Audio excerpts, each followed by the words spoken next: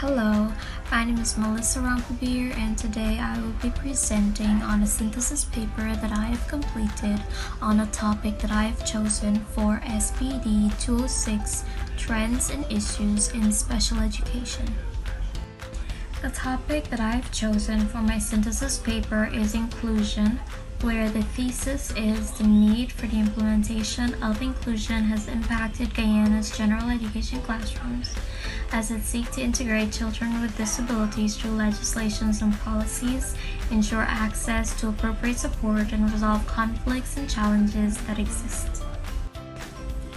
The government of Guyana made legal provisions for inclusion through several legislations and policies such as Persons with Disabilities Act of 2010, the Convention on the Rights of Persons with Disabilities 2006, the Salamanca Statement and Framework for Action on Special Needs Education 1994, and the Inclusion Policy for Guyana 2010. Now, the Persons with Disabilities Act of 2010 ensures that individuals with disabilities are not left out or excluded from the general education system and from receiving free and compulsory primary and secondary education on the foundation of having a disability. Additionally, Guyana's Ministry of Education drafted and implemented the SEN policy, or the Inclusion Policy, as outlined in their Education Sector Plan of 2014 to 2018, with the intention of identifying children with disabilities who are not attending schools and to bring them into the school system where possible. The Convention on the Rights of Persons with Disabilities 2006 states that primary education should be compulsory and free for all. It ensures that these persons are granted reasonable accommodation and support within the general education classrooms and ensure that they are provided with helpful assistive technology in conducive environments to improve their academic and social development. The Salamanca Statement and Framework for Action on Special Needs Education of 1994 states the need for inclusive schools. It provides accommodation for all children regardless of their physical, linguistic, emotional, social, and other conditions.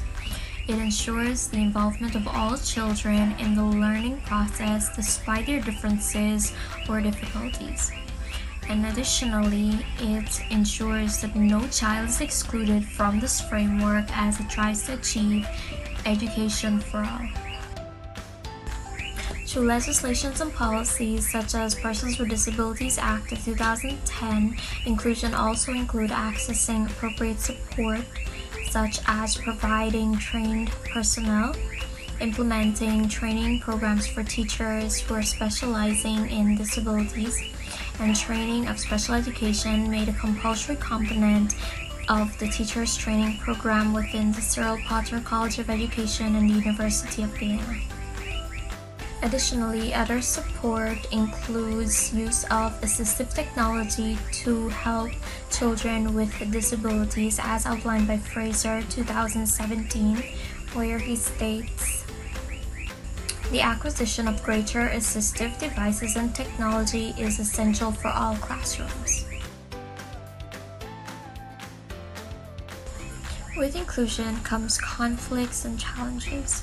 One such challenge is discrimination. Children with disabilities are often the target for discrimination, especially in the school setting, and are looked at with scorn or contempt because of the societal norm and attitudes of the people. Parents of children without disabilities often have a negative attitude towards children with disabilities, and when their children come to school, they also show that kind of attitude towards them. So children with disabilities face this type of discrimination with their peers, and even to an extent, some teachers as well. Few teachers, due to ignorance, would refuse to teach children with disabilities, while some would only accept them if they are performing well academically. Other conflicts and challenges that exist includes lack of trained teachers in special education, unequal opportunities, the structure of schools, policies and practices, the geographical location, and children with disabilities not being properly diagnosed. A suggested recommendation is that there should be more training for teachers in special education, such as workshops and meetings, as well as training programs and courses for teachers to be better equipped with teaching strategies in order to help children with disabilities. The government of Guyana have implemented such with the launch of GOAL in 2021, which is Guyana Online Academy of Learning, which offered and awarded teachers across the country with scholarships to complete programs and courses. This was to enable teachers to be trained in different specialization, especially one in special education, so that they can be fully equipped with teaching children with disabilities in a classroom. Another recommendation includes making assistive technology more accessible for children with disabilities, because families with children with disabilities often do not have the financial means of accessing assistive technology for their child or children, and as such, making them more accessible can help these families, especially children with disabilities, to improve their daily functioning. Public sensitization is another recommendation I would suggest so as to reduce and minimize discrimination of children and persons with disabilities by spreading awareness to parents and members in the community can help to foster awareness of disabilities and acceptance so that there would be less discrimination rate. And lastly, more emphasis should be placed in properly diagnosing children, because many children with disabilities often go through the school system without being properly diagnosed as having a disability, and as a result there is low performance in these children because by not being properly identified they are not adequately catered for within the public school system. Implications for current practice. According to Fraser 2017, resources are also needed for all other specialized areas to assist children with disabilities. These resources include materials and assistive technology that can assist or aid children with disabilities in the classroom settings. Secondly, examinations should be implemented to cater for children with disabilities, like increasing the amount of time allocated to complete an exam for some children with autism or children with a neurological condition, which can cause him or her to write or complete questions much slower than children without disabilities. And lastly, establishing diagnostic centers in strategic areas so that families of children with disabilities have access to them.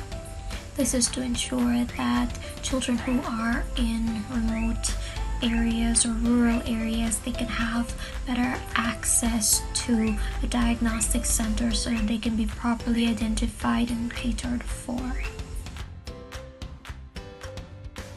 And that brings me to the end of my presentation on the synthesis paper of inclusion for SPED 206, Trends and Issues in Special Education.